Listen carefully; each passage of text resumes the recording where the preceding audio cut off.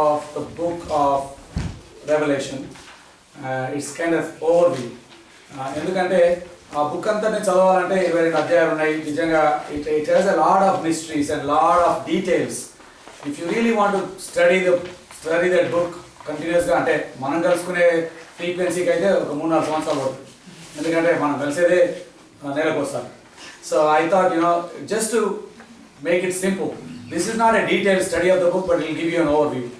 ఎందుకు దేవుడు ఇది బయలుపరిచాడు, ఆయన ఉద్దేశం ఏంటి, and what does he want us to learn from it as a follower of Christ, what does he want you to get from this book అనేది ఈరోజు తర్వాత ఫిబ్రవరిలో మనం కలుసుకున్నప్పుడు పార్ట్ 2. సో 2 భాగాల్లో మనం ప్రకటన గ్రంథం అంతటి యొక్క ఓవర్వ్యూ చూడడానికి ప్రయత్నం చేద్దాం. మనం మొదటి 3 వచనాలు, ప్రకటన గ్రంథం మొదటి అధ్యాయం మొదటి 3 వచనాలు ఎవరైనా చదివి వినిపించండి. తెలుగు బైబిల్ ఉందా ఎవరైనా ఉంటే కొంచెం గట్టిగా అందరికి వినబట్టేట్టు చదవండి. మొదటి 3 వచనాలు. యేసుక్రీస్తు తన దాసులకు కనపరచుటకు దేవుడు ఆయనకు అనుగ్రహించిన ప్రత్యక్షతలు ఈ సంగతులు త్వరలో సంభవించనే ఉన్నది. ఆయన తన దూత ద్వారా వర్తమానం పంపి తన దాసుడైన యోహానుకు వాటిని సూచించను.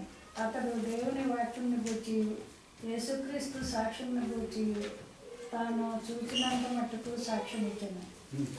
సమయం సమీపించినది కనుక ఈ ప్రవచన వాక్యములు చదువువాడును వాటిని ఇందులో వ్రాయబడిన సంగతులను గైకొని వారిని ధన్యులు. ఓకే, సో ఆ ఆఖరి భాగం చాలా బ్యూటిఫుల్గా ఈ యొక్క గ్రంథకర్త ఏం రాస్తుంటే, blessed is he who reads and those who hear the words of the prophecy. సాధారణంగా ఈ పుస్తకం చదవడానికి చాలా మంది భయపడతారు, ఇష్టపడరు కూడా. ఎందుకంటే ఇట్స్ టూ కన్ఫ్యూజింగ్. అంటే ఫర్ ఎనీ లే పర్సన్ అది చదువుతుంటే, unlike many other books of the Bible, at least they make some sense. పూర్తిగా అర్థం కాకపోయినా because they talk about a period of time which we have some idea, whereas Revelation talks about a period of time about which none of us have any idea. It's so far from where we live and it is too mysterious. కాబట్టి చాలా మంది ఒకవేళ curiosity start చేసినా 2-3 అధ్యాయాలు అయిపోయేసరికి ఇది మనతో అయ్యేటట్లేదు, అనవసరంగా లేకపోని కన్ఫ్యూజన్ ఉందని చదవడం మానేస్తాం. యాక్చువల్లీ ఈ గ్రంథకర్త ఏమంటారంటే, ఇది చదివిన వారు ధన్యులు అంటారు. And he says blessed is the one who reads, those who hear the words of the prophecy and heeds the things which are written in it, for the time is near. So ఈ యొక్క గ్రంథాన్ని చదివితే సరే దాన్ని అర్థం చేసుకున్న వాళ్ళు ధన్యులు అంటలేడు ఆయన. అర్థం చేసుకున్న వాళ్ళు ధన్యులు అంటే మన అందరం డిస్క్వాలిఫై అయ్యేటోళ్ళం. కానీ ఏమన్నాడు ఆయన, చదివితే చాలు. మీరు చదివి మీకు అర్థమైన కాడికి, విన్న కాడికి దాన్ని obey. You don't need to try to master the book of revolution. You read it and you will be blessed. Because the big picture of this book is pretty simple. ఈరోజు and as we go through, I will try to help you understand why did he even reveal this. ఎందుకు ఇది దేవుడు బయలుపరిచాడని మనం చూస్తాం. So మీకు first పారాగ్రాఫ్లో ఇంట్రొడక్షన్లో the title of the book Revelation comes from the Greek word for apocalypse and refers to an unveiling or a disclosure of something as yet unknown. So, by the way, title it's used in singular revelation ani unnadi. Chala mandi ante we don't really pay that much attention to books. Chala mandi పొరపాటున వస్తున్న revelations లో ఉంది అని అంటారు. And the reason why God ante అంత పర్టికులర్గా single రెవల్యూషన్గా ఎందుకు mention ఏంటంటే, ఇట్స్ ఓన్లీ వన్ రెవల్యూషన్. అంటే it's God revealing things to John and through John he is revealing things to all of us. But it is one revelation with many episodes. So for example మనం TV serial చూస్తూ ఉంటాం కదా. TV serial కొన్ని నెలలు కొన్నిసార్లు సంవత్సరాలు వస్తూ ఉంటాయి. But it's the same story, but it keeps going. Episodes వస్తూ ఉంటాయి. అట్లాగే what God revealed to John is a single revelation, but it has several episodes. మీరు చూస్తే 22 అధ్యాయాల్లో 3వ అధ్యాయం తర్వాత నుండి ప్రతిదీ ఒక సీన్ మారిపోతుంది. ఇక్కడ ఇంకో సీన్ వస్తుంది, ఒకసారి పరలోకం గురించి మాట్లాడతారు, సడన్గా ఒకసారి భూమి గురించి మాట్లాడతారు. సో సీన్లు మారుతున్నాయి కానీ సీరియల్ ఒకటి. సో అది మీరు గుర్తుపెట్టుకోండి. So just speak, that's why they specifically uses a single term, revelation. The book of Revelation, chapter 2, chapter 3, or scene 2, scene 3, scene 4. అట్లా ఒకే సినిమా అనేకమైన సీన్లు ఉంటాయి అనేది గుర్తుపెట్టుకోండి. So in the book of Revelation it's one book, one revelation, but it has many episodes. And గ్రీక్లో దాని అర్థం ఏంటంటే to అన్వెయిల్.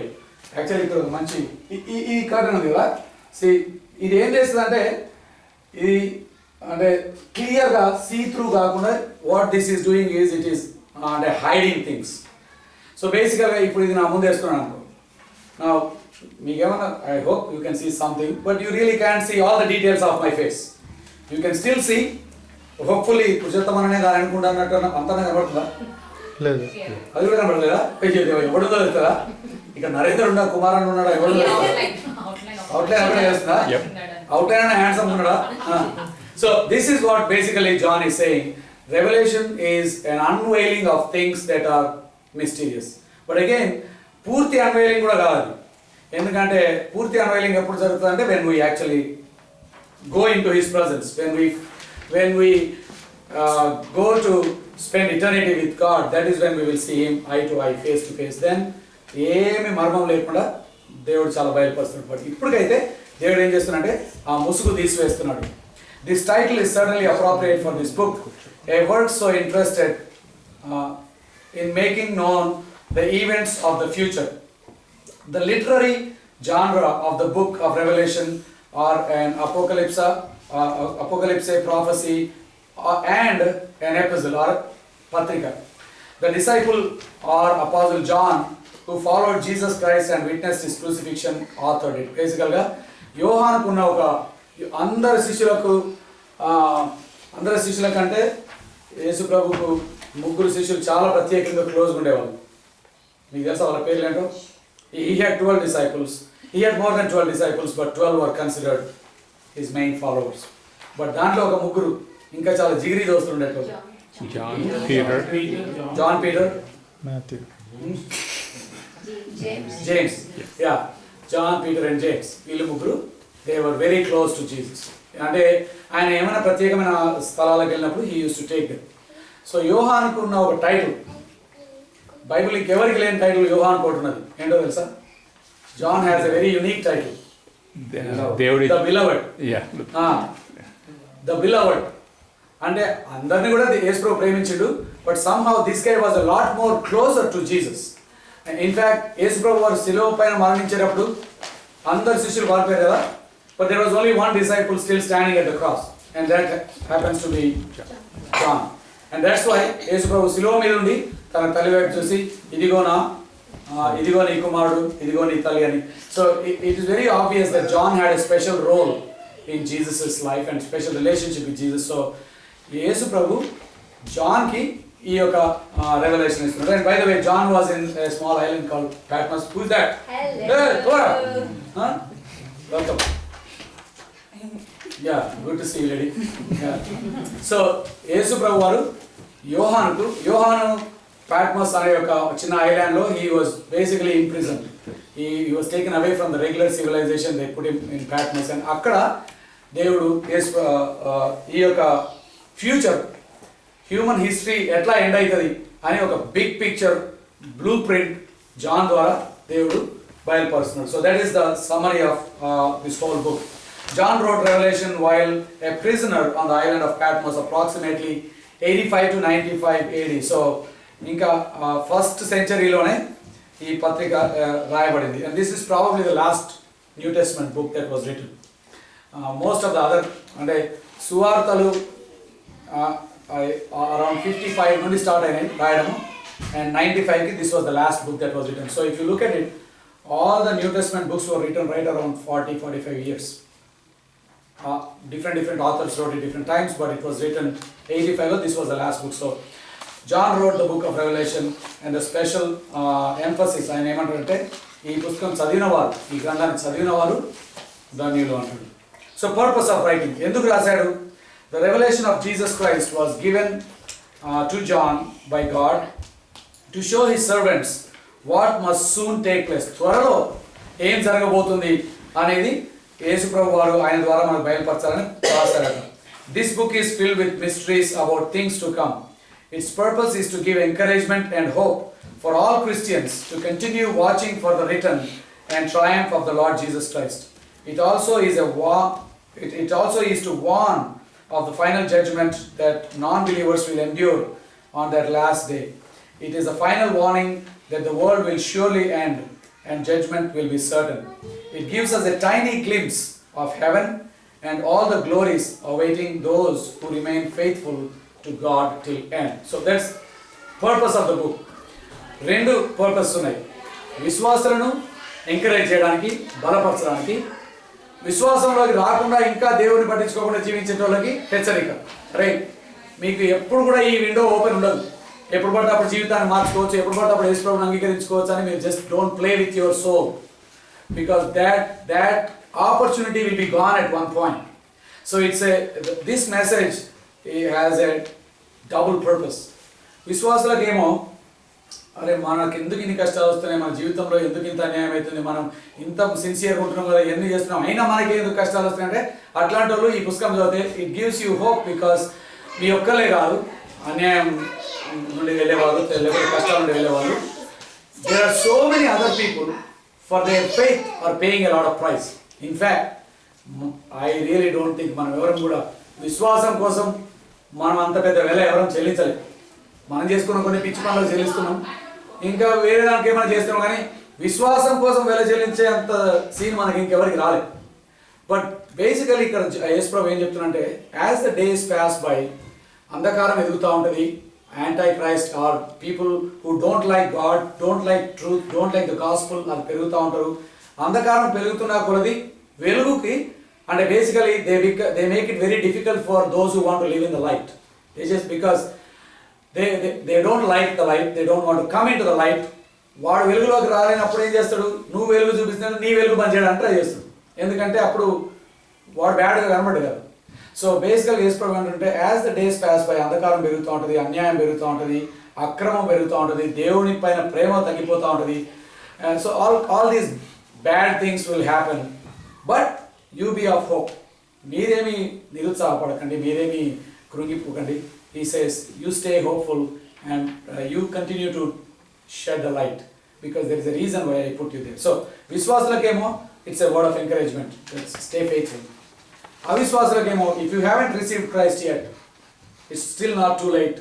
You better think about life seriously, because very soon the day is going to come. It's not like, కొంతమంది సరే నేను మీలాగా పరలోకం పోలేకపోయినా ఇంకేదో వేరే లోకం పోతాయి. ఆయన ఏమంటారు, ఆ ఇంకొక లోకము మీరు అనుకున్నట్టు చాలా న్యూట్రల్ ప్లేస్, ఫన్ ప్లేస్ అని అనుకుంటారేమో.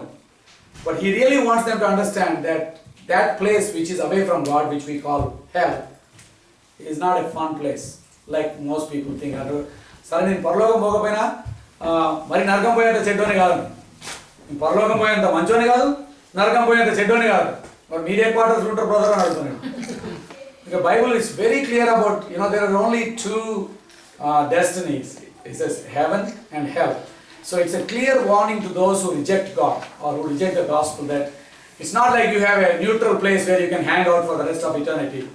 If you are rejecting God and rejecting the gospel, the punishment is going to be very severe. So, ఈ రెండు విషయాలు దేవుడు చెప్పడమే కాకుండా, he is giving a little glimpse into the future. Again, future అంతా మనకు వివరించట్లేదు, but is giving a little glimpse into the future. And it's very fascinating. ఎప్పుడైనా ఫ్యూచర్ గురించి ఆలోచించినప్పుడు we can only speculate, but we can really comprehend how it will be. Just నేను ఒక example ఇస్తాను. ఒక 50 ఏళ్ళ క్రితం, జస్ట్ ఒక 50 years ago, మన లైఫ్లో, మన వరల్డ్లో ఒక 50 years ago వెనక్కి వెళ్ళాం. 50 years ago, if somebody is trying to describe an iPad to somebody, 50 years ago, okay, నేనేం వందల సంవత్సరాలు generation, I'm only talking about 50 years ago.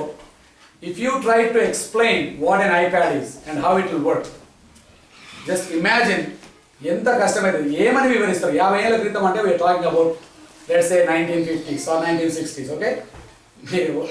మనం చాలా మంది ఎవరు పుట్టలేదు ఇక్కడ, కొంతమంది ఉన్నారు. ఆ కొంతమంది just for fun, all of you time machine వేసుకొని 50 ఏళ్ళు అనుకోండి, even though you're not 50 years old, okay. Help me understand what is an iPad, okay. నేను వీఆర్ గోయింగ్ అందరం 1950లోకి పోయాం. ఇప్పుడు ఐప్యాడ్ని మీరందరూ చూసిండ్రు.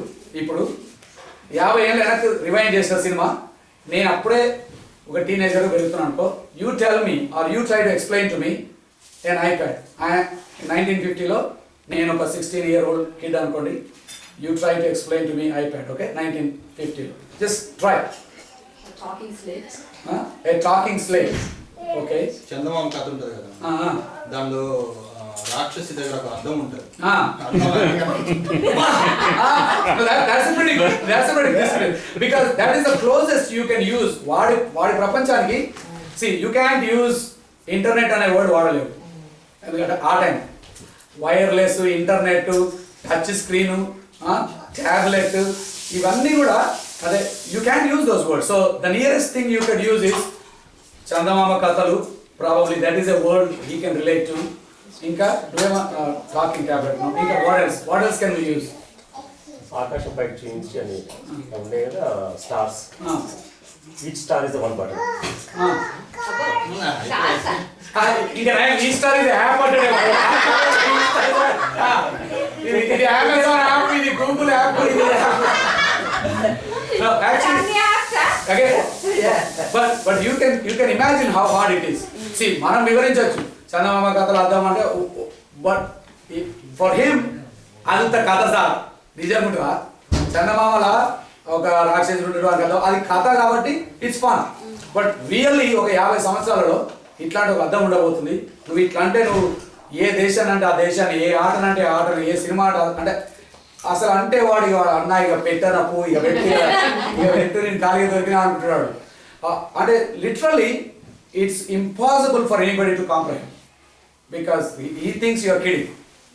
And the only reason it is so difficult to comprehend is because future అనేది it's mysterious, because it can be so different for somebody who lives in a different time. So ఒక 50 ఏళ్ళ క్రితం మనిషికి మనము ఐప్యాడ్ను డిస్క్రైబ్ చేయలేకపోతే 2000 సంవత్సరాల క్రితం మనుషులకు దేవుడు పరలోకాన్ని వివరించడం ఎంత కష్టం ఉంటుందో మీరు ఊహించండి. We are only talking about 50-year టైంకి ఒక రియల్ ప్రోడక్ట్ని ఎక్స్ప్లెయిన్ చేయడం అంత కష్టమైతే 2000 సంవత్సరాల క్రితం దేవుడు పరలోకం అనేది ఎట్లుంటుంది అనేది, విచ్ ఇంకో కొన్ని వేల సంవత్సరాల తర్వాత వచ్చే పరలోకాన్ని, ఇంకోటి ఏంటంటే ఇట్స్ నాట్ ఈవెన్ ఈ వరల్డ్కి సంబంధించిన సంగతి కూడా కాదు, it's a heavenly experience. So దాన్ని దేవుడు వీళ్ళకి ఎక్స్ప్లెయిన్ చేయడం అనేది literally impossible. So what God does is, because it is impossible to explain haven in earthly terms, he uses something called similes. అంటే దాన్ని పోలినది నీకు అర్థమయ్యేది వివరిస్తాడు. ఎందుకంటే నీకు హెవెన్ అంటే ఏంటో తెలియదు, నేను ఎక్స్ప్లెయిన్ చేయలేను. కాబట్టి ఏం చేస్తారంటే నీకు అర్థమయ్యే భాషలో నీకు తెలిసిన దాన్ని ఒకటి వాడుకొని దాన్ని వివరిస్తారు అన్నమాట. ఫర్ ఎగ్జాంపుల్ మీరు ఇండియాలో ఒక చాలా రూరల్ పల్లెటూరుకి ఎవరైనా వెళ్ళినప్పుడు అక్కడ వాళ్ళు అన్న అమెరికా ఎట్లుంటారు అన్న అని అడిగినారు. You know for us to explain America to them, వాడికి అసలు ప్రతిదీ మర్మంగా ఉంటుంది. వాడు అసలు ఎప్పుడు ఎయిర్ప్లేన్ ఎక్కలేదు, ట్రైన్లు కూడా ఎక్కలేదు. అట్లాంటి ఒక విలేజర్కి అమెరికా వెళ్ళే ఎట్లుంటుందని ఎట్లా ఎక్స్ప్లెయిన్ చేస్తామంటే we try to choose something which he knows in his world. ఇప్పుడు నీ ఎడ్ల బండి ఉన్నది కదా, నీ ఎడ్ల బండి కంటే గుర్రం బండి స్పీడే పోతుంది కదా అంటే అవునన్నా స్పీడే పోతుంది. So we have to start there to talk about speed. అప్పుడు కానీ మనకి ఏరోప్లేన్ గురించి, ఎందుకంటే వాళ్ళ దృష్టిలో ఏరోప్లేన్ ఇంతనే ఉంటుంది అనుకుంటారు. ఎందుకంటే వాళ్ళు ఎప్పుడు ఆకాశంలో ఇంతనే కనబడుతుంది. ఈ ఇంత ఉన్న ఏరోప్లేన్లో మనుషులు ఎట్లా పడతారని అనుకుంటారు. You know for them they have never seen an aeroplane. You have to explain. Me bus ఉన్నాయి కదా, ఈ బస్సు కంటే ఇట్లాంటి ఒక 5-6 బస్సులు అంత పెద్దగా ఉంటుందంటే see that is the first time he will realise that my notion of an aeroplane. ఎందుకంటే వాళ్ళు ఎప్పుడు చూసినా దాన్ని ఎప్పుడో గాలి చూస్తే ఇది కనబడుతుంది. అంటే it's a very curious thing for them. అంత చిన్న దాంట్లో అసలు ఒక్క మనిషి పరుడే కష్టం, ఇంతమంది ఎట్లా పోతారు అనేది, because it is beyond his imagination. So you have to explain వాడికి అర్థమయ్యే భాషలో. మీ బస్సు ఉన్నారు కదా, ఈ బస్సులో 50 మంది పడతారు కదా, ఇట్లాంటిది ఒక 5 బస్సులు అంత పెద్దగా ఉంటుంది ఏరోప్లేన్. అండ్ మీ గుర్రం బండి ఇంత స్పీడ్ పోతాయి కదా, ఆ ఏరోప్లేన్ దానికంటే ఒక 50 రెట్లు 100 రెట్లు పోతుంది. అట్లా you have to use his world to explain the other world. So that's exactly what God is trying to do, to simplify. Now it is very hard. ఎందుకు మనకు ప్రకటన గ్రంథం ఎంత కష్టం అంటే we want to make sense of every detail. But imagine this. నేను పల్లెటూరులో ఉన్నవాడికి ఒకరికి అమెరికా గురించి ఎంత వివరించినా కూడా his understanding of America will be అంటే very far from the truth, very far from the reality. Maybe కొంచెం it makes sense, but still what అన్న స్టోరీ చెప్తాను అంటున్నారు. Because it is really that difficult for him to understand America. అట్లాగే for us it is so difficult to understand heaven with earthly terms or earthly comparisons. So అందుకే మీరు ఆ గ్రంథంలో చూస్తే God uses very weird creatures. దానికి ఇన్ని రకాల జంతువులు, ఇన్ని సింహాలు, ఇన్ని కొమ్ములు, ఇన్ని తోకలు, ఇన్ని కాళ్ళు. నిజంగా ఈజ్ ఇట్ లిటరల్ అని చాలామంది they are curious. Now none of them are literal, all of them are pointing to something else. When he says dragons, he is using dragons to compare it to something. When he uses the word lion, he is using it to compare it to something. So one thing we have to understand is that it will always be a mystery. We will never fully understand the book of Revelation till we get to heaven. Akkada poyinaka kuda it's still a process. So first thing is future explained in current terms. అందుకే it's very mysterious. So don't try to fully understand all the dots. You will not understand.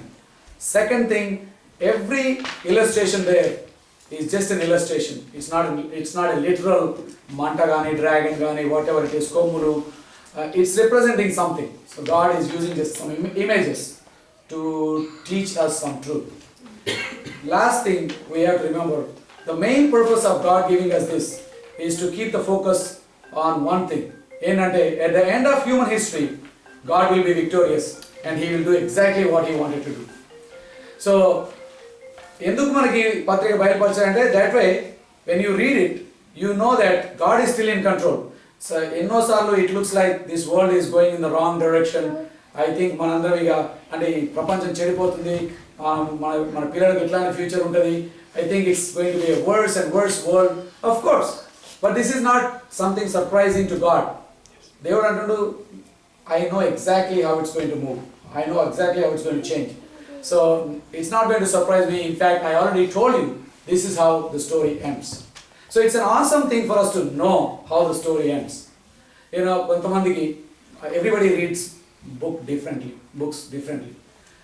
కొంతమంది book తీస్తే first page నుండి మంచిగా చదువుకుంటూ పోతారు. ఎందుకంటే they want to build that and most authors right it that way. Tension build చేసుకుంటూ పోతుంది. కొంతమంది పుస్తకం ఫస్ట్ లాస్ట్ చాప్టర్ చదవాలి, అది చదివితే కానీ ఇది చదవబుద్ధి కావాలి. ఎందుకంటే దే క్యాంట్ ఆ టెన్షన్ తట్టుకోలేరు వాళ్ళు. ముందు లాస్ట్ చాప్టర్ చదివి ఎట్లా ఎవరు బతికింది ఎవరు చచ్చి ఇప్పుడు మళ్ళీ. But it's the whole point of this book was to build the case towards that punch line. But many people, they just want to know ending ఏంటైతే చెప్పాను అన్న, దాని తర్వాత నేను బిగినింగ్ నుండి మళ్ళీ చిన్నగా వచ్చాడు. What's the point? ఎండింగ్ తెలిసాక నువ్వు బిగినింగ్ నుండి చిన్నగా వచ్చలేదు. You already got the punch line. So basically what God is doing us in this story is He's giving us a punch line. He's giving us the end. Okay, just in case you think ఈ drama నేను తట్టుకోలేను, ఇన్ని details నేను తట్టుకోలేను, అబ్బో నాకేమైతుందో తెలియదు, నా పిల్లలకి ఏమైతుందో. ఓకే, నీకు అంత టెన్షన్ ఉంటే లాస్ట్ చాప్టర్ చెప్తా ఒకసారి, జస్ట్ చిన్న glimpse. And now you can live as your life. It's really amazing for me. It just gives so much hope that as hopeless as the world looks, as hopeless as our lives look, the Bible clearly says that I am in full control of this story. And a human history, నీ యొక్క జీవితం గురించి కాదు, మొత్తం మానవాళి చరిత్రను నేను నా చేతిలో పెట్టుకొని నడిపిస్తున్నా. I am leading it one step at a time, and this is how it's going to end. This is where you are going to be. This is where somebody else is going to be. And this is ఇంత క్లియర్గా దేవుడు, and just so that we will live in hope, just so that we will not become hopeless, just so that we will not become discouraged. He gives us a glimpse into how the chapter is going to close. And next time on Bible study we will look at the last chapter, so you will see it's a beautiful ending to this book. Basically, once you see that, నీకున్న ఈ చిన్న చిన్న complaint అన్నీ కూడా పోతాయి, because you know how it's going to end. So నాకు revelation చదివినప్పుడల్లా I'm reminded of a Sardarji joke. ఎవరు సర్దార్జీ లేరు కదా, విజయ్ సింగ్ సారీ. ఒక సర్దార్జీ గారు ఇంకో సర్దార్జీతో ఇంకో ఆయనతో కలిసి అంటుంటారు, అరే అది బురా దినాయన, ఇక చాలా చెడ్డ దినమైన. ఎందుకు అంటే నాకు 300 రూపాయలు పోయినాను. 300 రూపాయలు ఏం చేస్తే పోయినాయంటే బెట్ కట్టినా. దేని మీద బెట్ కట్టినాం అంటే క్రికెట్ మ్యాచ్ మీద కట్టినాం. ఇండియా ఆస్ట్రేలియాతో క్రికెట్ మ్యాచ్ ఆడుతుంటే బెట్ కట్టినట్టే, బెట్ కట్టిన 300 రూపాయలు పోయినాయి అంటే అవుతాను. నీకు ఏమైనా దిమాకున్నాగా? 300 రూపాయలు పెడతాడు వాడు, బెట్టి వాడు 100 రూపాయలు పెడతాడంటే వాడు నేనంత పిచ్చర్ అంటున్నావా, 100 రూపాయలే పెట్టాను. 100 రూపాయలు పెడితే 300 రూపాయలు పోయినా అంటే అంటాడు. ఇక మ్యాచ్ అవుతా ఉంటే ఇండియా గెలుస్తాను 100 రూపాయలు పెట్టినట్టు పెడితే ఆట అయిపోయేసరికి ఇండియా ఓడిపోయింది. అయితే 100 రూపాయలు ఇచ్చేసినాడు. వాళ్ళ 300 రూపాయలు పోయినా కదా అంటే దాని తర్వాత అదే మ్యాచ్ రీప్లే వస్తుందట.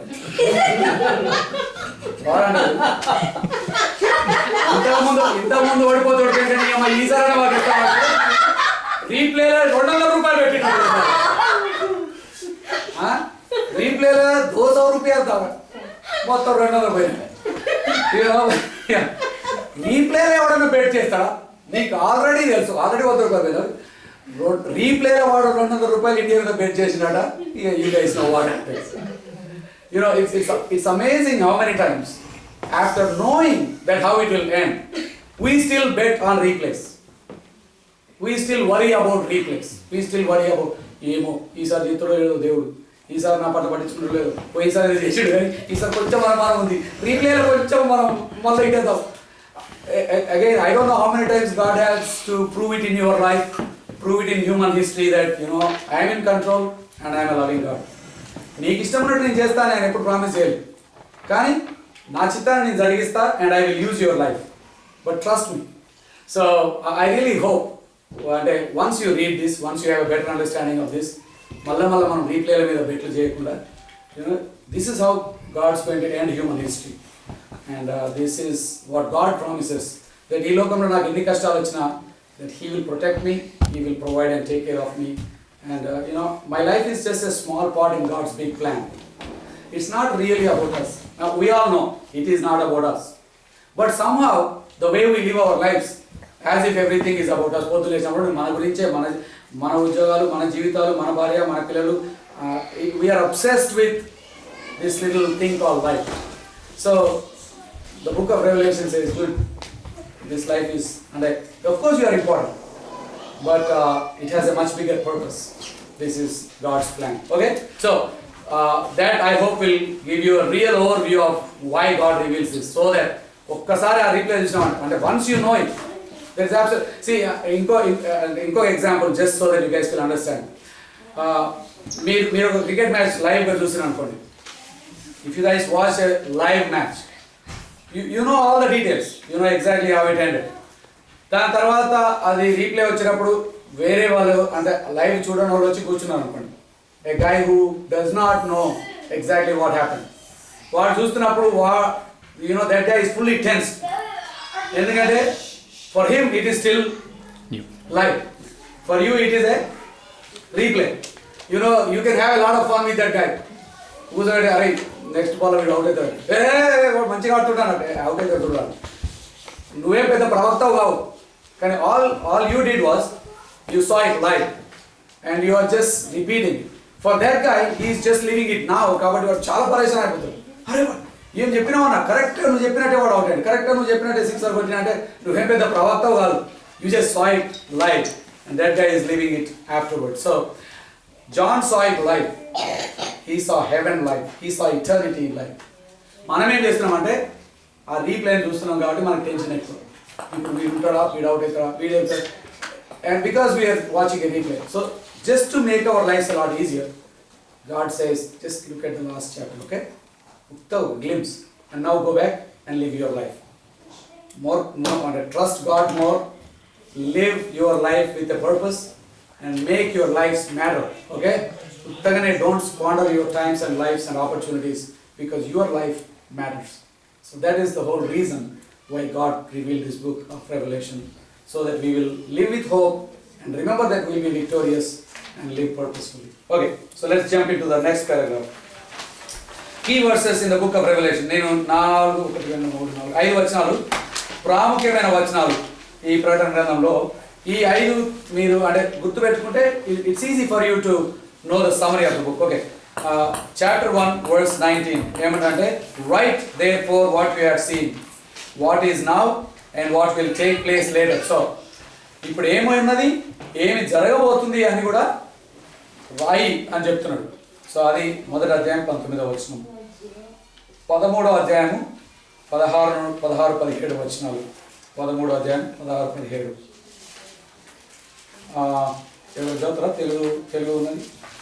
కాగా కొద్దివారు గాని గొప్పవారు గాని ధనికులు గాని దరిద్రులు కాని స్వతంత్రులు కాని దాసులు కాని అందరూ తమ కుడి చేతి మీదనైనను తమ నొసటి యందైనను ముద్ర వేయించుకున్నట్లును ఆ ముద్ర అనగా ఆ మృగము పేరైనను దాని పేరిట సంఖ్య అయినను గలవాడు తప్ప క్రయ విక్రయం చేయుటకు మరి ఎవరికి అధికారం లేకున్నట్లును అది వారి బలవంతం చేస్తున్నది. సో బేసికల్గా ఇక్కడ ఏమంటారంటే ఆ టైంలో everybody will be force to take this mark. Now, what that mark is and the details మనం తర్వాత చూడొచ్చు, కానీ there will come a time when everybody is trying to come under one system and బలవంతంగా అంటే మనకు choice కూడా లేకుండా we will be forced to have it. అది లేకపోతే నీకు చాలా డిసడ్వాంటేజ్, అసలు మీరు బ్రతకలేనట్టు బలవంతం చేస్తారు మనం.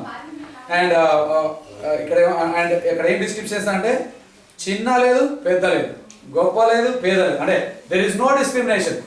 Every person will be forced to take this, because literally without that you will not have an identity, without that you will not have a opportunity to live your life. So అట్లాంటి ఒక దినం రాబోతుంది అన్నాడు. Okay, 19వ అధ్యాయం 11వ వచనం. 19:11. మరియు పరలోకము తెరవబడి ఉండుట చూచితిని. మరియు పరలోకము తెరవబడి ఉండుట చూచితిని. అప్పుడు ఇదిగో తెల్లని గుర్రం ఒకటి కనబడెను. దాని మీద కూర్చుని ఉన్నవాడు నమ్మకమైన వాడును సత్యవంతుడును అను నామము గలవాడు. ఆయన నీతిని బట్టి విమర్శ చేయించు యుద్ధము జరిగించుచున్నాడు. ఓకే, సో ఇక్కడ ఈ లోకంలోనేమో అందరికి ముద్రలు వేసి అందరిని బ్రాండ్ చేసి అందరిని దేవుని నుండి దూరం చేసే టైం మనం 13వ అధ్యాయంలో చూసాం. 19వ అధ్యాయానికి వచ్చేసరికి ఏమంటుంటే John, I saw something amazing. I saw the doors of heaven open and I saw this guy who was seated on this white horse, whose rider is called Faithful and True. And he says, with justice he judges and makes war. So అది పరలోకం యొక్క introduction 19వ అధ్యాయంలో చూస్తున్నాం. తర్వాత 20వ అధ్యాయం 11వ వచనం చూడండి. 20వ అధ్యాయం 11వ వచనం.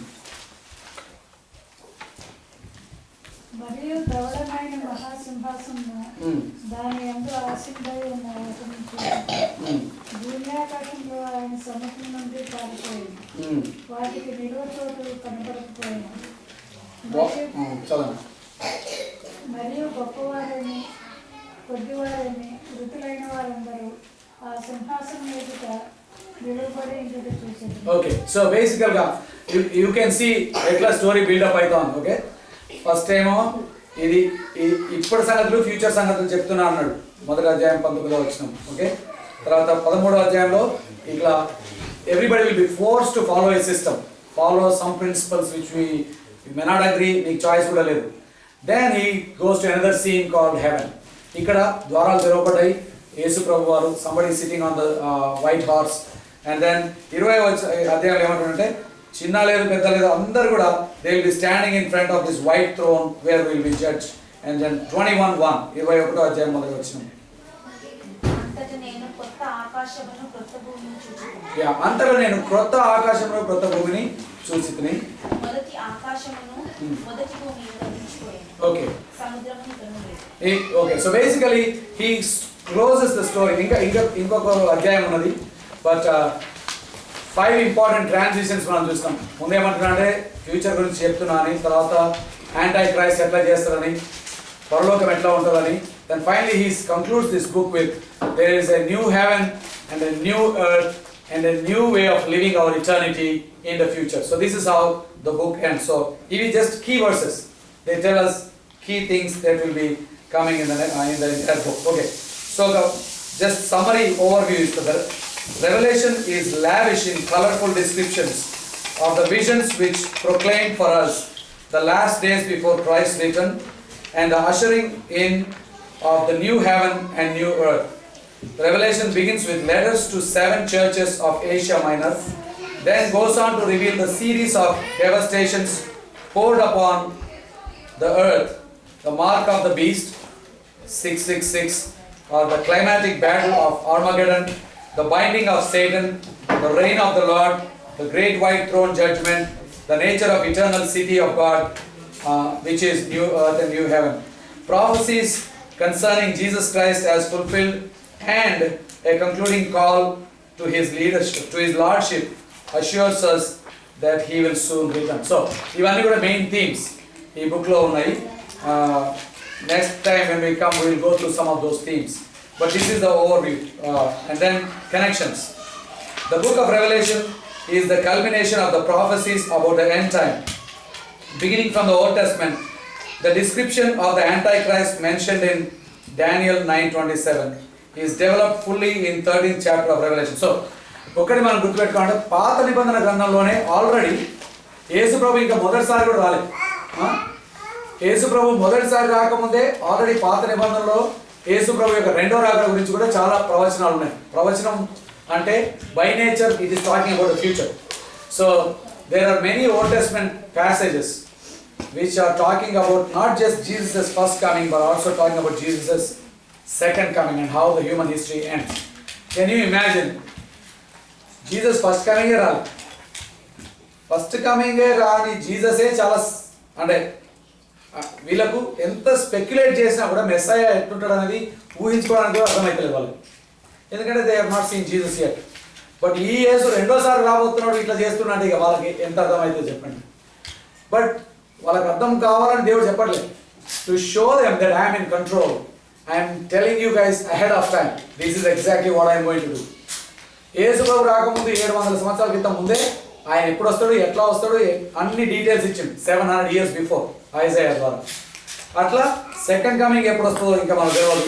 బట్ అట్లీస్ట్ ఒక 3000 years before God is revealing and telling, ఇక నేను ఇట్లా చేస్తా, దీని తర్వాత ఇట్లా అవుతుంది, దీని తర్వాత ఇట్లా అవుతుంది, దీని తర్వాత ఇట్లా అవుతుంది. So is basically giving a snap chart of what's going to happen in second coming. So మీకు కొన్ని పాత నిబంధన గ్రంథంలోని వచనాలు ఇచ్చింది, నేను అంటే నోట్స్లో ఇచ్చాను. దానియేలు గ్రంథం 9వ అధ్యాయం 27వ వచనం. You don't need to read that, but అక్కడ ఉన్న వచనానికి క్లియర్ వివరణ ప్రకటన గ్రంథం 13వ అధ్యాయంలో ఉన్నది. తర్వాత రెవల్యూషన్ కాకుండా ఇంకా ద పేజ్ దానియేలు గ్రంథంలో చాలా prophecies ఉన్నాయి. The book of Daniel has lots of prophecies, and many of these prophecies are again fulfilled in the book of Revelation. Isaiah chapter 24 to 27 again has fulfillment in Revelation. Ezekiel 37 to 41 ఇది మళ్ళా. So నేను ఇవన్నీ ఎందుకు ఇచ్చిన అంటే పాత నిబంధనలో ఇవన్నీ గ్రంథాల్లో God already told exactly how he is going to conclude human history, and the book of Revelation is just a commentary or a more detailed explanation of that prophecy. Does it make sense? So Old Testament లో దేవుడు brief గా చెప్పిండు, ఇప్పుడు ఏం చేస్తున్నాడు దాన్ని clear గా explain చేస్తున్నాడు ప్రకటన గ్రంథంలో. సో ఇక్కడ ఒక బొమ్మ ఇచ్చిన కదా, this is a pretty good visual summary of the book. So మీరు చూస్తే ఇక్కడ left side scope, style, scene అని థీమ్ అన్ని ఇచ్చింది కదా. సో మొదటి అధ్యాయంలో థీమ్ ఏంటి, తర్వాత 2-3 అధ్యాయాల్లో థీమ్ ఏంటి, తర్వాత 4 నుండి 22 అధ్యాయాల్లో థీమ్ ఏంటి చాలా clear. Basically it's an overview of the entire book of revelation అక్కడ ఇచ్చింది. సో ఫస్ట్ చాప్టర్ మనం చూస్తే it's the things which you have seen, first చాప్టర్లో మాట్లాడుతాడు. The things which are right now, chapter 2 and 3 మాట్లాడుతుంది. తర్వాత 4 to 22 the things which will take place. So 4వ అధ్యాయం నుండి అంతా కూడా భవిష్యత్తు గురించి దేవుడు అక్కడ ప్రవచిస్తున్నట్టు మనం చూస్తాం. సో ఈరోజు మనం ఏం చేస్తామంటే we're only looking at the first 3 chapters. So basically we're looking at the things which you have seen and the things which are. మీరు ఆల్రెడీ చూసినవి, ఇప్పుడు మీరు చూస్తున్న వాటి గురించి మొదటి 3 అధ్యాయాలు మాట్లాడతాయి. 4 నుండి ఎండ్ దాకా things which we have not seen. So next time when we come we will focus on the second part. Today we will just focus on what we have already seen and what we need to know about our own lives. అయితే దేవుడు ఏం చేస్తున్నాడంటే, అంటే when God was revealing this to John, he uses real churches. ఆ దినాల్లో ఇవి నిజంగా సంఘాలు. సో 7 సంఘాలు, 7 సంఘాలకు యేసు ప్రభు వారు 7 సందేశాలు పంపుతున్నాడు. So Jesus is giving message to every individual church. And I want you to note a few things. ప్రతి చర్చ్ కూడా it's a real church, he did not make up the story. ప్రతి చర్చ్ ఏదైతే మీరు పేరు చూస్తారో, మీరు రెవల్యూషన్ చాప్టర్ 2 and 3 దగ్గర మీ బైబిల్ తెరిచించండి. ఒక్కొక్క సంఘం పేరు ఉంటుంది అక్కడ. ఫలానా సంఘానికి ఈ మాట చెప్పు, ఫలానా సంఘానికి ఈ మాట చెప్పని. సో 7 సంఘాలు అక్కడ మనం చూస్తాం. So if you open your bibles to 2 and 3, okay, 2, 3 అధ్యాయాల దగ్గర మీ బైబిల్ దర్శించండి. So let's start with the first church, Ephesus. ఎఫెస్సులో ఉన్నటువంటి సంఘానికి యేసు ప్రభువు చెప్తున్న మాట ఏంటో చూద్దాం. అయితే నేను ఎందుకు ఇది హైలైట్ చేస్తున్నా అంటే, యేసు ప్రభు వారు ఆ రోజు చర్చ్కి ఏ మెసేజ్ ఇచ్చాడో ఈ రోజు కూడా many of those messages are very relevant to us. So let's say this is a church. ఇది చర్చ్ కాదు, ఇంత ఫెలోషిపే, కానీ let's say this is a church.